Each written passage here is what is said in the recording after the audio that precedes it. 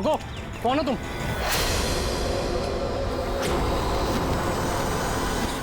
तुम नहीं, यहाँ तुम नहीं हो सकते। नहीं। ए रुक, अरे यहाँ आने की परमिशन नहीं है किसी को। वॉचमैन पकड़ो इसे। वो देखो भाग रहा है, पकड़ो उसे।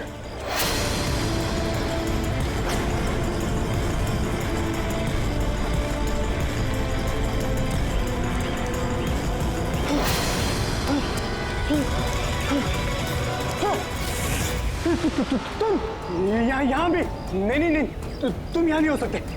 नहीं।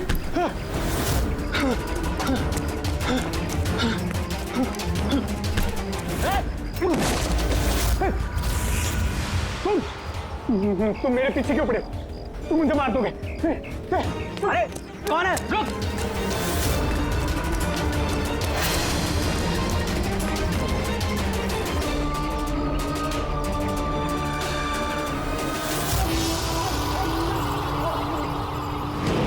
परेश, तुम कहाँ हो? मैं तुम्हारी मदद करने आया हूं। देखो, डरो नहीं, सामने आओ। मैं तुम्हें उससे बचा लूंगा। कुछ नहीं कर पाएगा वो तुम्हारा। सामने आओ परेश।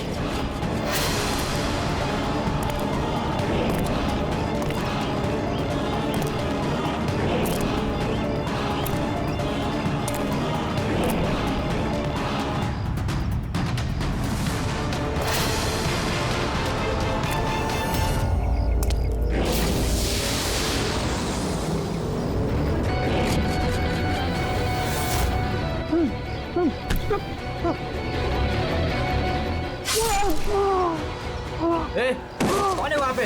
हाँ?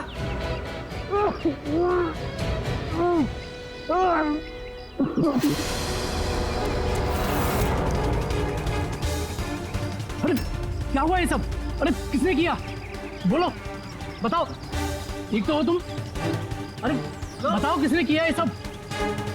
इंस्पेक्टर दया।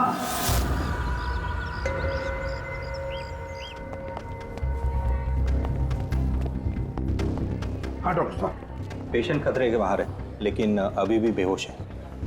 कौन है, कुछ पता चला? हाँ, इसका नाम परेश है, लेकिन अभी तक बेहोश है। होश में आने के बाद आप लोग मिल सकते हैं। ठीक है डॉक्टर साहब, थैंक यू। वैसे आपने हमें क्यों बुलाया? इनके कारण। इनका कहना है कि हमला करने वाला आप ही की टीम का है। What? क्या बकवास कर रहे हैं आप?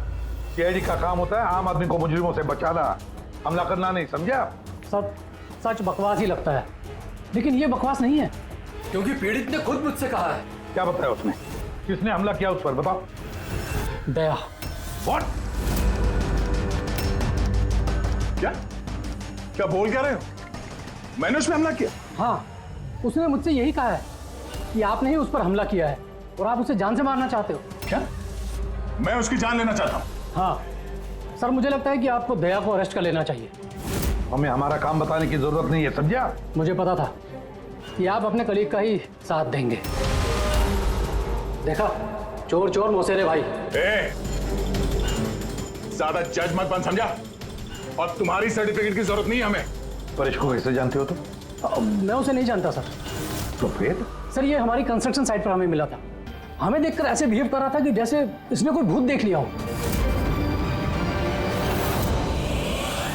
और फिर एकदम से अंदर भाग गया।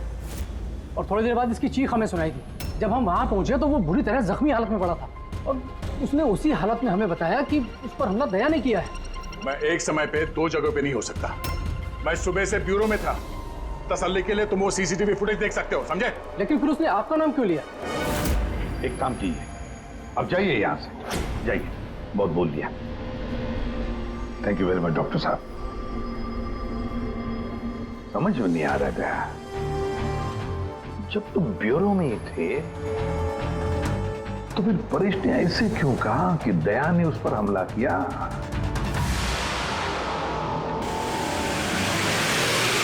एक बात बताइए, जब आप लोगों ने यहाँ पे परेश को जख्मी हालत में देखा था तो उसके साथ में कोई था या किसी को आते जाते देखा हो? नहीं साहब, वो अकेला ही था। लेकिन सर, उसने इंस्पेक्टर दया का। पता है, उसने दया का नाम बोला। हम यहाँ वो जानने आए जो उसने नहीं बोला, समझे आप? और दया ऐसा नहीं कर सकता। सर आप इतने यकीन से कैसे कह सकते हैं कि दया सर ऐसा कुछ नहीं कर सकते हैं?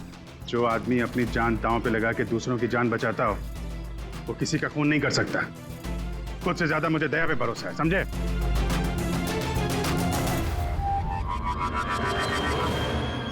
आसपास चेक करते हैं, शायद कोई सबूत मिल जाए।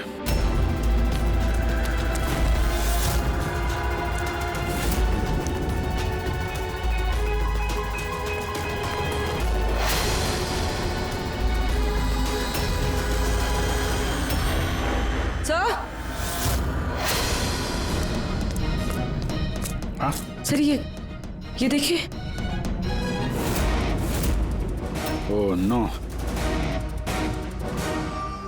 है कौन ये? जिंदा है।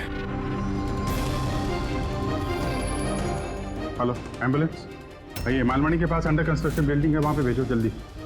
तुम लोग जानते हो इसे? ये तो सुबह सर है, ये 2-3 बार पहले फ्लैट देखने आ चुके हैं। लेकिन सर इसे हुआ क्या है? शायद ऊपर से गिरा है।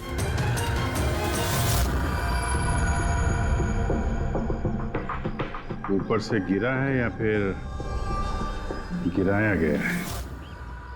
पेशेंट की कंडीशन स्टेबल है, ये बहुत जल्द होश में आ जाएगी। गुड।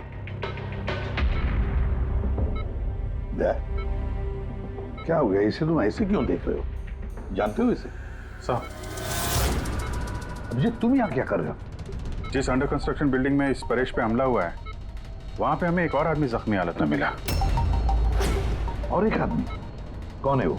तो वॉचमैन बता रहा था उसका नाम सुबू है, वहां पे 2-3 बार आया था मकान देखने के लिए। उसके हाथ में से हमें ये कपड़े का टुकड़ा मिला है। अच्छा, छोड़ दो मुझे मत मारो, छोड़ दो मुझे, मत मारो मुझे, छोड़ दो मुझे। परेश, मैं इसे भी प्रद्युमन सीआईडी से, घबराओ मत, तुम्हें कोई कुछ नहीं करेगा, हम तुम्हारे साथ हैं। दया, दया छोड़ दो मुझे, दया छोड़ दो मुझे, मुझे मत मारो दया। परेश दया तुम्हारे सामने खड़ा है, मैं इसे भी प्रद्युमन हूँ। दया, दया छोड़ दो मुझे, छोड़ दो मुझे। परेश, दया, दया तुम जाओ, दया तुम क्या चाहते हो मुझसे? दया छोड़ दो मुझे। परेश क्या बात कर रहे हो? दया, दया छोड़ दो मुझे, मुझे मत मारो दया। परेश मैं दया नहीं, मैं अभिजीत हूँ। दया, दया जाओ यहाँ से, जाओ, जाओ। अरे दया इधर है।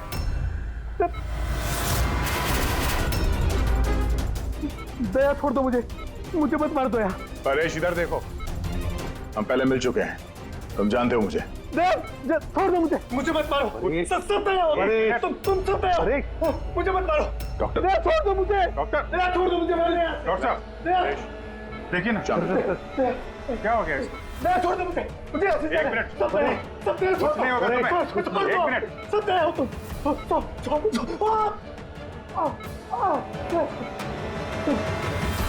सब दया हो, दया हो तुम सब दया हो, तुम सब दया हो।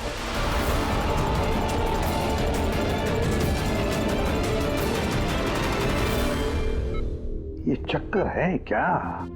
और हर किसी के चेहरे में उसे मेरा चेहरा नजर आता है। हाँ वही तो, इसलिए जब उसने उस आर्किटेक्ट को, उसके असिस्टेंट को, उस वॉचमैन को देखा तो ऐसे बर्ताव करने लगा जैसे उसने भूत देखा है। और उसके दिमाग का भूत दया तुम हो, तुम।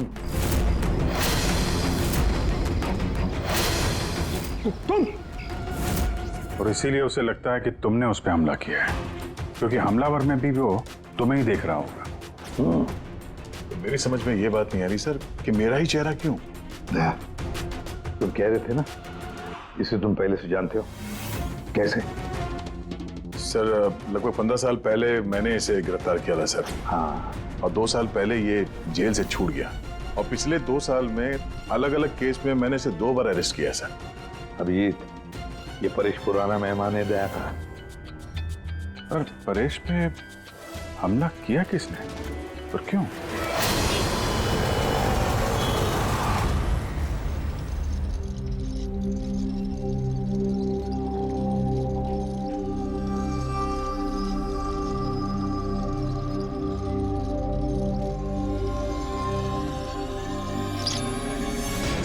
अरे मैडम जरा ध्यान से।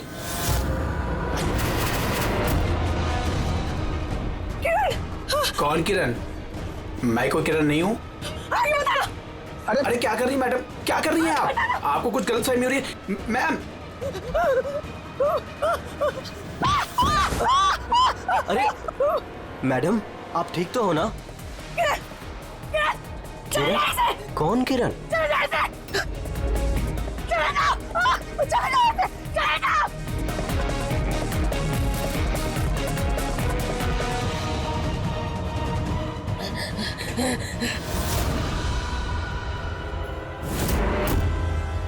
क्यों सुबह, कैसी तबीयत है तुम्हारी?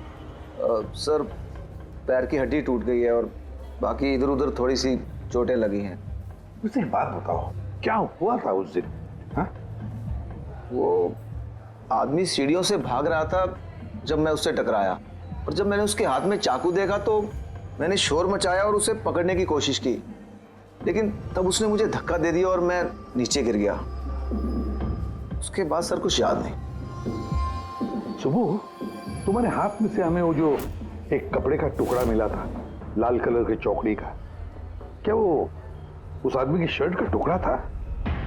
जी सर, शर्ट पहना था उसने वो, और हाथापाई के दौरान शायद वो मेरे हाथ में आ गया था। अच्छा, ये बताइए, उस आदमी का चेहरा देखा था? सब कुछ इतनी जल्दी में हुआ कि कुछ याद नहीं। ठीक है, अब तुम जाओ, अगर जरूरत पड़े तो हम तुमसे फिर मिलेंगे, ठीक है? जी सर, थैंक यू सर। जाओ।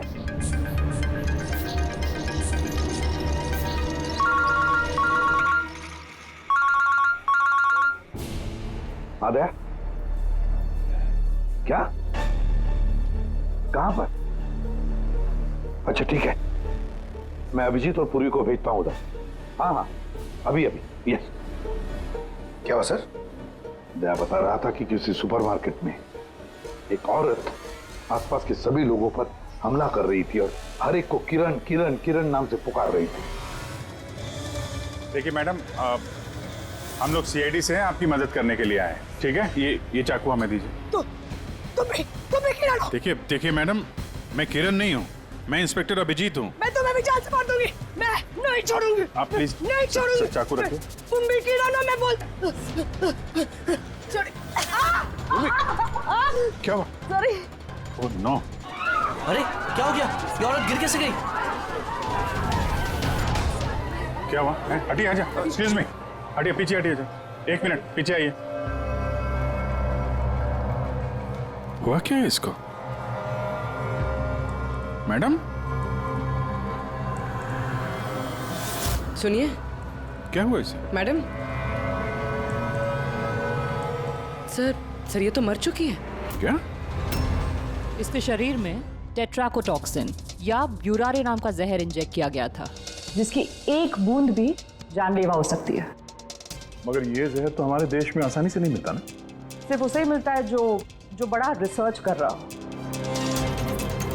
तो भगदड़ में किसी ने वो पॉइजन इसे इंजेक्ट कर दिया। मगर एक काम करो, इस हादसे के वक्त का जो सीसीटीवी फुटेज है ना, वो अच्छी तरह से चेक करो। खूनी की तस्वीर उसी में मिलेगी सर। और सर, इस परेश का क्या? इसे हर जगह मैं ही क्यों दिखता हूँ? सालू के साहब, मुझे तो ये केमिकल की बहुत बड़ी गड़बड़ लग रही है। ठीक कह रहे हो प्रेडी बॉस, ये वाकई किसी खास केमिकल की वजह से, क्योंकि मुझे इसके और परेश के दिमाग में एक अलग किस्म का केमिकल मिला है। तुम्हारे कहने का मतलब है कि इसी केमिकल की वजह से इन दोनों का बर्ताव एक जैसा और एक ही चेहरा इन दोनों को दिखता है। हाँ बॉस, और मैं इस केमिकल को और डिटेल में समझने की कोशिश कर रहा हूँ। मतलब जब तक इस परेश के दिमाग पर इस केमिकल का असर रहेगा, हमें कोई जवाब नहीं मिलेंगे। और अभिजीत, ये कपड़े का टुकड़ा जो आपने हमें दिया था, इसमें से भी हमें कुछ मिला है। कमाल है तारिका जी, आज तो फोरेंसिक में एक के बाद एक सबूतों का खजाना हाथ लग गया है। क्या मिला क्या आपको? ये कॉटन का कपड़ा है और इसके रेशों में आटे के कुछ ट्रेसेस मिले। आटा? सिर्फ आटा? सिर्फ आटा। हाँ वाकई खजाना तो हाथ लगा है। आटा। सर ये फोटोग्राफ है सर। ये जितने भी लोग हैं इनमें से किसी ने उन्हें पॉइजन का इंजेक्शन दिया सर। अब और एक काम करो, ये जितने सारे लोग हैं ना, इन सब की मूवमेंट ट्रैक करो शॉपिंग मॉल में। खून होने से पहले ये लोग कहाँ थे, कहाँ से आए, क्या क्या कर रहे थे, और खून होने के बाद में देखो ये लोग कहाँ कहाँ गए। ओके?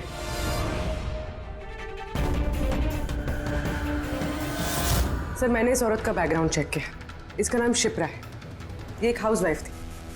सर, परेश तो फिर भी एक मुजरिम है, उसके कई दुश्मन हो सकते हैं, लेकिन इसकी किससे क्या दुश्मनी हो सकती है? वजह तो कुछ भी हो सकती है पूर्वी, लेकिन एक बात कॉमन है शिप्रा और परेश के बीच में, तो उन दोनों के ब्रेन में वही केमिकल मिला है, तो उन दोनों का दुश्मन भी एक ही हो सकता है। इस किरण के बारे में क्या पता चला? सर, किरण शिप्रा का पति था और 2 साल पहले ही उसकी मौत हो चुकी थी। सर, किरण शिप्रा को काफी मारता पीटता भी था।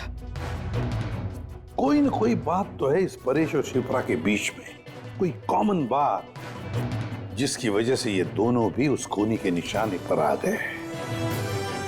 क्या हो सकती है वो कॉमन बात? क्या हो सकती है?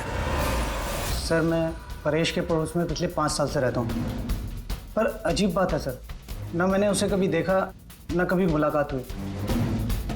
और कोई नहीं है परिवार में उसके? सर, उसके पिताजी थे, जिनकी मौत तब हो गई थी जब वो जेल में था, और कोई नहीं है। सर, शिप्रा का हस्बैंड बहुत स्ट्रिक्ट था। वो उससे मिलना तो दूर, किसी से बात तक करने अलाउ नहीं करता था। इनफैक्ट वो तो उसको मारता पीटता भी था। सर, उसके हस्बैंड के डेथ के बाद ना मैंने बहुत कोशिश की कि मैं उससे बात करूं, उससे पूछूं, लेकिन उसने इंटरेस्ट नहीं रखा। अच्छा, उसका कोई करीबी दोस्त, कोई रिश्तेदार नहीं था क्या? सर, मुझे नहीं लगता कि होगा। अच्छा। शिप्रा और परेश दोनों की जिंदगी में एक बात कॉमन, दोनों जिंदगी में अकेले थे, ना कोई दोस्त, ना कोई रिश्तेदार। सर, दोनों में एक चीज कॉमन है। क्या? सर, हमने परेश और शिप्रा का कंप्यूटर चेक किया, तो उनकी कंप्यूटर हिस्ट्री से पता चला है कि दोनों ने ही ऑनलाइन सपोर्ट ग्रुप ज्वाइन किया था। अच्छा, ऑनलाइन सपोर्ट ग्रुप मतलब? सर, ये ग्रुप्स है जो डिप्रेशन, लोनलीनेस, ड्रग एडिक्शन और अल्कोहलिज्म में फंसे होते हैं, उनकी काउंसलिंग करता है और उनकी मदद करता है। सर, शिप्रा ने 2 हफ्ते पहले ही एक ऐसा ग्रुप ज्वाइन किया था जो शादीशुदा जिंदगी में परेशान लोगों की मदद करता है, और परेश ने अपने अकेलेपन से निकलने के लिए पिछले महीने ही ऐसा ग्रुप ज्वाइन किया था। अजीब इत्तेफाक है, दोनों ने ऑनलाइन ग्रुप ज्वाइन किया और दोनों को एक ही तरीके की परेशानी हुई। कुछ पता चला इस ग्रुप के बारे में? सर, हमारा साइबर एक्सपर्ट राज इस ग्रुप को ट्रेस करने की कोशिश कर रहा है, जल्दी कुछ पता चल जाएगा। सर, शिप्रा का खून इसी आदमी ने किया। जिस वक्त उसका खून हुआ था, उस वक्त जितने भी लोग मौजूद थे, ये सबसे ज्यादा अजीब है सर, जिस वक्त अभिजीत सर और पूर्वी सुपरमार्केट पहुंचे थे, ठीक उसी वक्त ये आदमी वहां पहुंचा था सर, और भीड़ में घुस गया था, और जब शिप्रा की मौत हुई तो फटाफट वहां से भाग गया। रेडी, काम करो, हमारा डेटाबेस चेक करो, शायद इसके बारे में कुछ पता चले, कोई लीड मिल जाए। इसका मतलब है सर, ये खूनी सुपरमार्केट में कुछ खरीदने नहीं बल्कि शिप्रा को मारने के लिए आया था।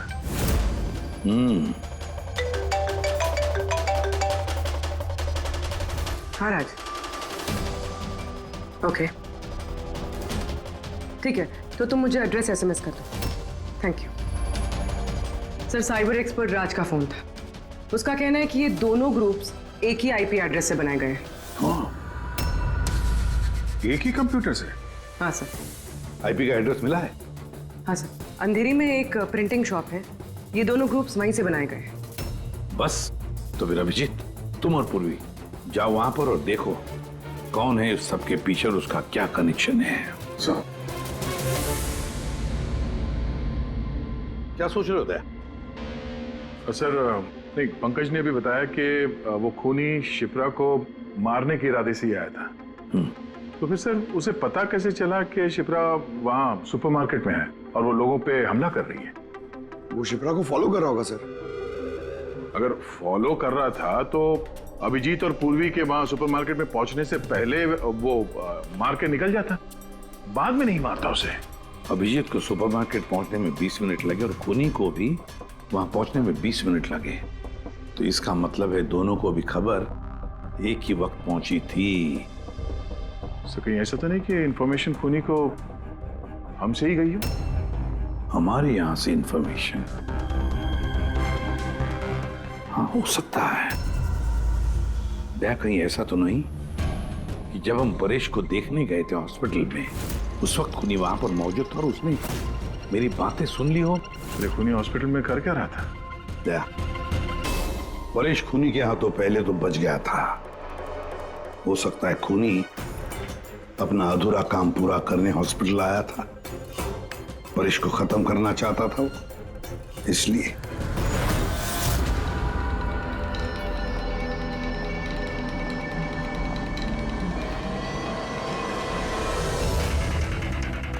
डॉक्टर साहब, क्या आपने इस आदमी को देखा है?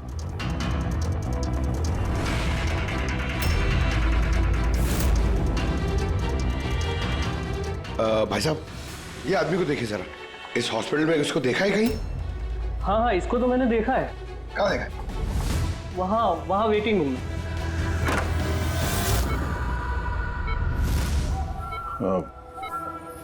क्या कोई आया था क्या? नहीं सर, यहाँ कोई नहीं आया। ठीक। हाँ दे सर, परेश तो ठीक है, पर वो खूनी अभी तक दिखा नहीं। कहीं तो छुप कर बैठा ही है दया, सही वक्त का इंतजार कर रहा है।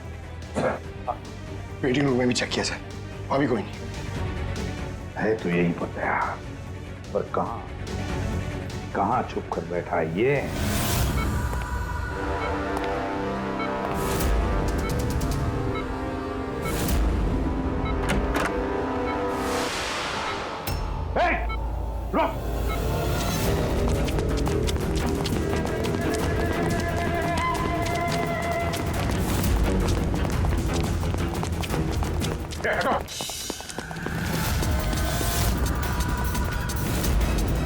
कहाँ भागोगे? रुक!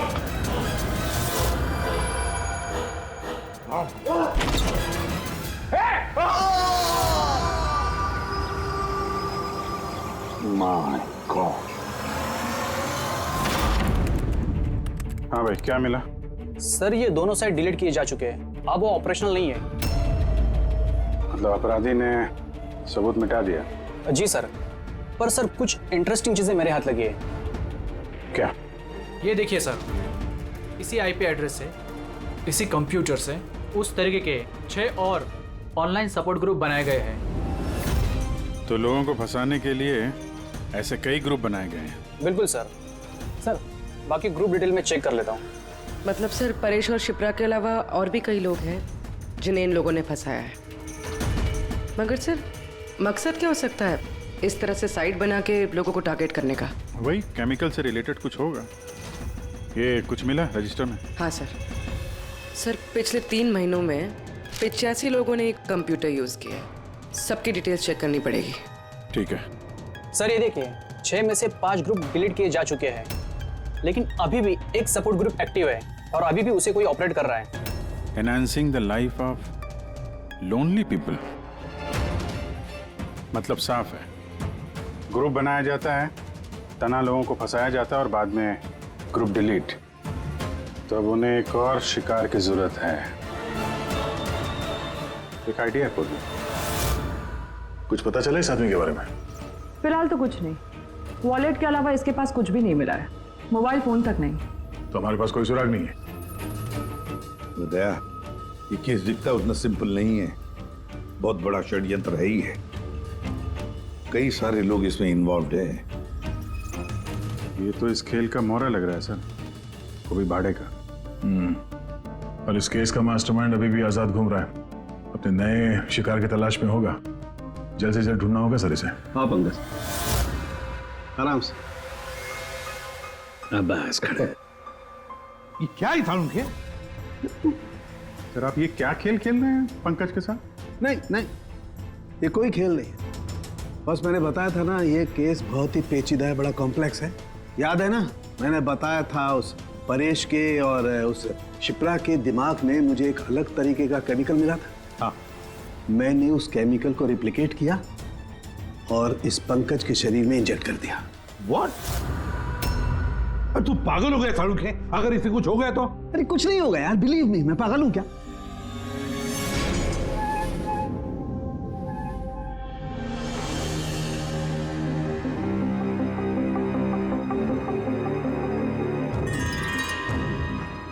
पंकज, अब आंखें खोलो, देखो तुम्हारे सामने कौन खड़ा है।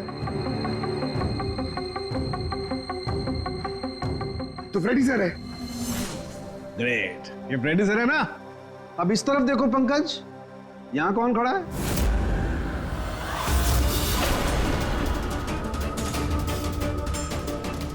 ये कैसे हो सकता है? ये इधर फ्रेडी सर, यहाँ फ्रेडी सर। मतलब शाहरुख है, ये परेश और शिप्रा के साथ यही हो रहा? बंद कर। बस बस, पट्टी लगा लो, पट्टी लगा लो बस। ये देखा बस, इसे फ्रेगोली सिंड्रोम कहते हैं। इस सिंड्रोम में इंसान को एक ही चेहरा हर चेहरे में दिखाई देता है। उस इंसान का चेहरा जिसे या तो वो सबसे ज्यादा नफरत करता है या जिससे सबसे ज्यादा डरता है। पंकज, मुझसे इतनी नफरत करता है तू? अरे सर, आपसे नफरत थोड़ी करता हूँ सर, आपसे तो मैं डरता हूँ। पंकज को मैंने इस केमिकल का बहुत थोड़ा सा डोज दिया, इसीलिए इस पर वैसा असर नहीं हुआ जैसा शिप्रा पर और परेश पर हुआ था। परेश और शिप्रा को तो इतना हैवी डोज दिया गया था कि उनके दिमाग पर गहरा असर हुआ और साइकोसिस लेवल पर पहुंच गए। इसलिए दोनों ऐसा रिएक्ट कर रहे थे जैसे सामने भूत दिख गया हो। तो इसका मतलब जैसे जैसे परेश के दिमाग से ये केमिकल का असर कम होगा, नॉर्मल हो जाएगा और हमें अपराधी तक पहुंचने का जरिया मिल जाएगा। हो सकता है, लेकिन दावा नहीं कर सकते। और हाँ, हम ये भी नहीं कह सकते कि इस केमिकल का असर कितने दिनों में खत्म होगा।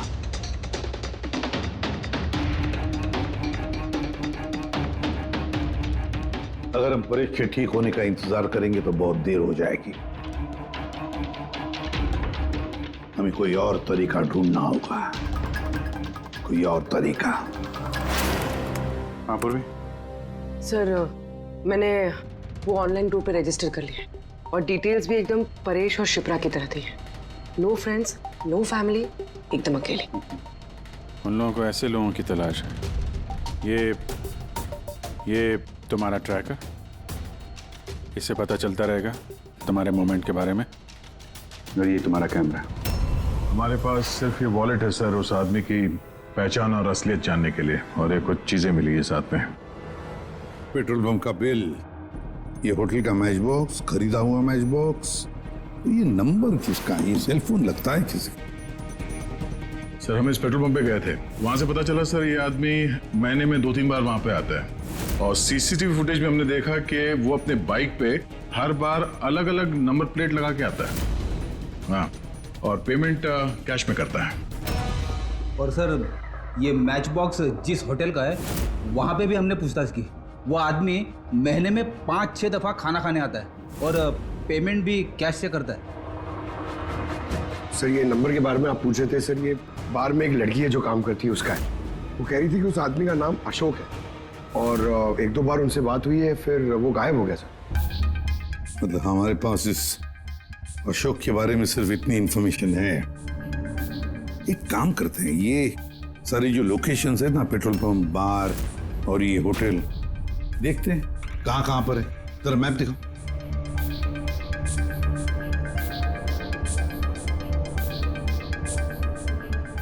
ये वो जगह है जहाँ पे वो पेट्रोल पंप है। सर, यहाँ पे बाहर है सर। और सर, ये होटल है। बार, ये होटल, पेट्रोल पंप। दया सर, ऐसे नहीं लगता तुम्हें? देखो ना कि सारे के सारे लोकेशंस 1 किलोमीटर के दायरे में है यहाँ से। हो सकता है सर उसका घर या ऑफिस इस जगह के आसपास ही कहीं। Are you ready? I'm ready. चल। चलो। हाँ सर मैं रेडी। अरे वाह, बहुत अच्छा गेटअप है। इसके घर का क्या किया? सर पूर्वी के लिए भाड़े पे 1 हफ्ते के लिए घर लिया। I mean, अल्पा के लिए। अल्पा, ठीक है, गुड। लेकिन पूर्वी, चौकन्ना रहना। उनका पहला कदम क्या होगा हमें पता नहीं है। Yes. Good luck. Thank you sir. अब एक काम करते हैं, इस 1 किलोमीटर के दायरे में इस अशोक का फोटोग्राफ दिखाते हैं, सबको दिखाते हैं। शायद कोई निकले जो इसको जानता हो।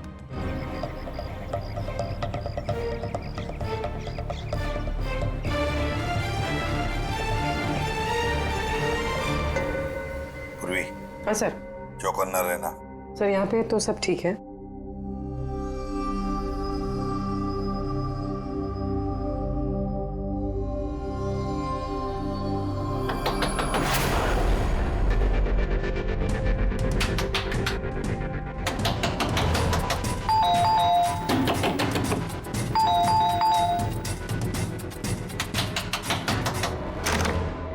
जी कहिए। वो मेरे पीछे ना कुछ गुंडे पड़े, मैं अंदर आ सकती हूँ प्लीज? 1 मिनट।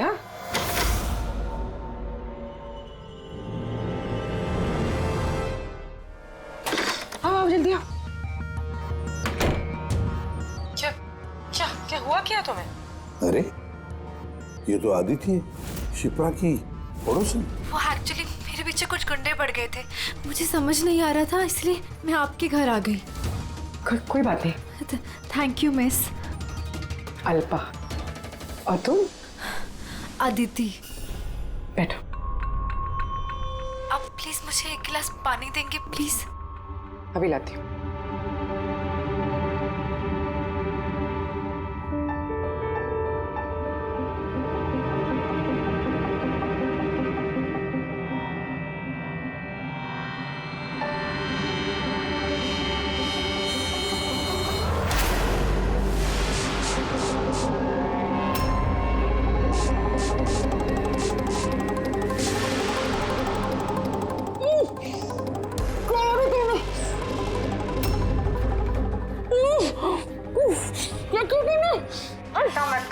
कुछ ऐसा नहीं किया, ज्यादा दर्द नहीं दूंगी तुझे मैं। पूर्वी,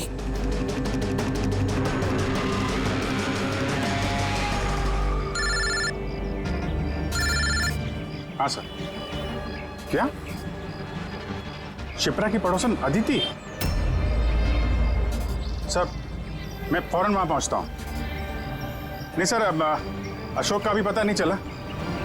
ये सर। सब कुछ प्लान के मुताबिक तो चल रहा है।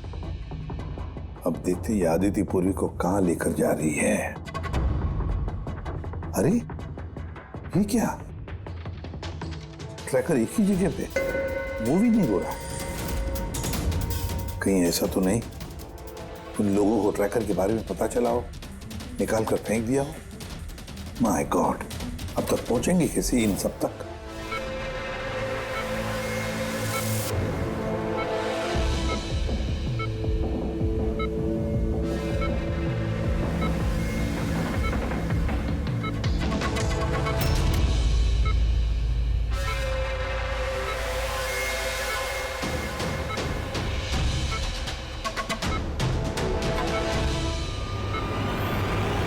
चलो, तुम्हारे दवा का वक्त हो गया है। अब अच्छे बच्चे की तरह दवा लो, और तुम बिल्कुल भी टेंशन मत लेना, तुम्हें ज्यादा दर्द नहीं दूंगी।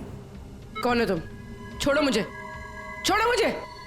चिंता मत करो, मैं तुम्हें दर्द नहीं दूंगी। छोड़ो मुझे।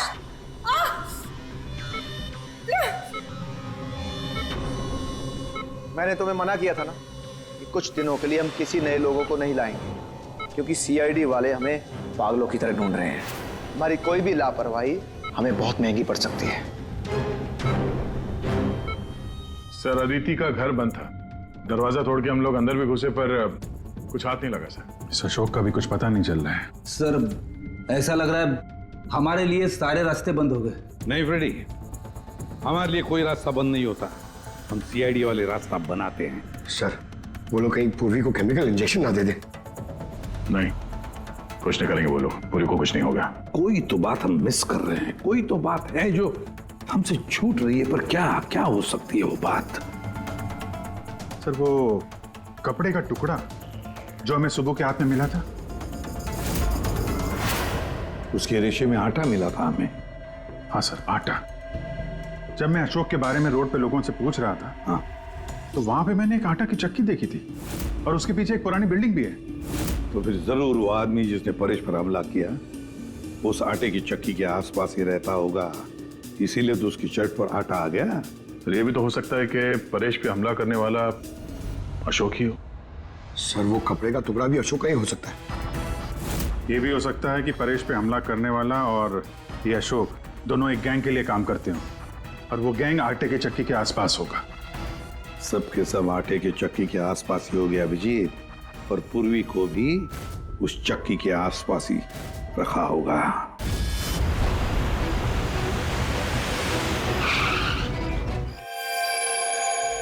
कोई अपने जगह से नहीं लेगा, कोई भी नहीं। पूर्वी कहाँ है? अदिति, पूर्वी कहाँ है?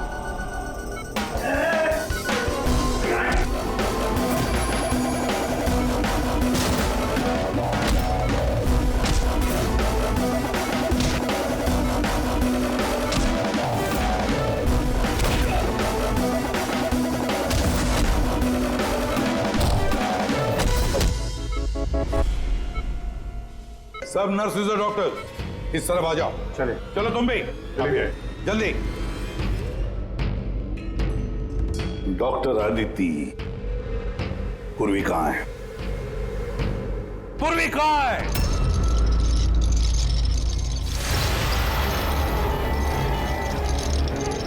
तुम्हारी पूर्वी मेरे पास है एसीपी।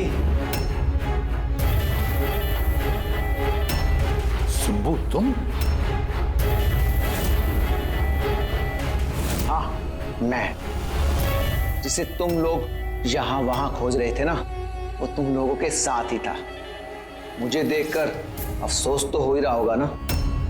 मुझे पता था सीआईडी कोई भी काम अधूरा नहीं छोड़ेगी, इसलिए मैं अपना हर कदम फूंक फूंक कर रख रहा था। लेकिन इस अदिति की बेवकूफी की वजह से सब गड़बड़ हो गया और मुझे फंसाने के लिए तुमने अपने इस ऑफिसर को मेरे पास भेज दिया। लेकिन अब ये मेरे जाल में फंस चुकी है और मुझे यही यहां से बाहर निकालेगी। तुम्हें क्या लगता है पूर्वी की आड़ लेकर तुम हमसे बच जाओगे? नहीं, लगता नहीं है, ऐसा ही होगा। अगर तुम अपने इस बहादुर ऑफिसर को जिंदा देखना चाहते हो तो मुझे यहां से जाने दो। नहीं तो मैं ये केमिकल इसके अंदर इंजेक्ट कर दूंगा और उसके बाद क्या होगा तुम लोग सब जानते हो। पर ये सब तुम क्यों कर रहे हो? हाँ? अपने बेटे रवि के लिए। अपने बेटे के लिए? हाँ, मेरे बेटे को पार्किंसन नाम की बीमारी है। मैं अपने केमिकल से उस बीमारी का इलाज ढूंढ रहा हूं और मैं जिस फार्मा में काम करता हूं वो मुझे इंसानों पर उसे ट्राई करने नहीं देती। इसीलिए तुमने अपने तरीके से लोगों को फंसा के उन पे ये एक्सपेरिमेंट करना शुरू कर दिया। अगर मैं ऐसे नहीं करूंगा तो मैं सही इलाज तक नहीं पहुंच पाऊंगा। कैसे पता चलेगा मुझे कि इन केमिकल्स का इंसानों पर रिएक्शन क्या होता है? और इसीलिए तुम सपोर्ट ग्रुप में ऐसे लोगों को टारगेट करते थे जो अकेले रहते थे, ताकि अगर वो गायब भी हो जाए तो किसी को भनक ना लगे और तुम उन पर अपने एक्सपेरिमेंट्स आराम से करते रहो। हाँ? अकेलेपन से जूझ रहे परेश को मैंने अपने सपोर्ट ग्रुप के जरिए फंसाया और उस पर एक्सपेरिमेंट शुरू किया। लेकिन इन सबकी गलती की वजह से वो यहां से भाग निकला और तुम लोगों के हाथ लग गया। नहीं तो मेरा प्लान कभी फेल नहीं होता। तभी तुम उसकी जान के पीछे पड़े हुए थे। मैं तो उसे उस अंडर कंस्ट्रक्शन बिल्डिंग में ही मार डालता, लेकिन वो आर्किटेक्ट बीच में आ गया। वहां तुम भी तो जख्मी हालत में मिले थे, ये क्या चक्कर है? परेश को जैसे ही मैंने चाकू मारा मुझे लोगों की आवाज आई और मैं वहां से भागना चाहा और हड़बड़ी में तुम्हारा पैर फिसल गया और तुम सीधे नीचे गिर गए।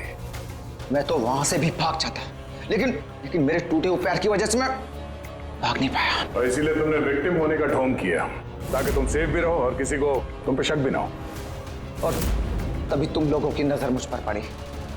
और शिप्रा का क्या? उसे तो तुमने किडनैप नहीं किया था, वो तो सुपरमार्केट में घूम रही थी। सपोर्ट ग्रुप में से अदिति ने शिप्रा को चुना और हमने डिसाइड किया कि हम उसे किडनैप नहीं करेंगे और चुपचाप ये ड्रग देते रहेंगे। खिलाड़ी तो तुम शातिर हो और थोड़े कच्चे हो, नहीं तो हमारे लिए सबूत नहीं छोड़ते तुम। याद है ना तुम्हारा वो शर्ट, उसका एक टुकड़ा, कपड़े का टुकड़ा, उस पर जो आटा लगा था ना, बस उसी के जरिए हम तुम तक पहुंच गए।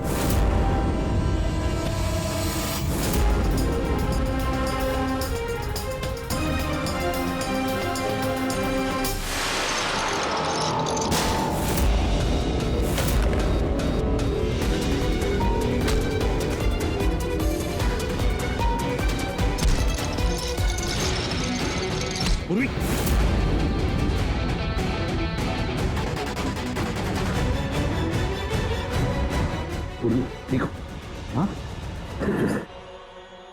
क्या किया तुमने सुब्बू?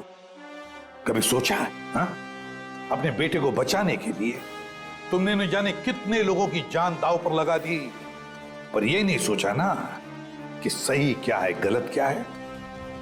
तुम्हारे बेटे को तो हम अच्छी से अच्छी ट्रीटमेंट दिलवाएंगे, मगर तुम्हें जेल की सलाखों के पीछे बिठा देंगे। शायद फांसी का ऑर्डर भी आ जाएगा तब तक। For more updates, subscribe to our channel, click the show links and enjoy watching the videos.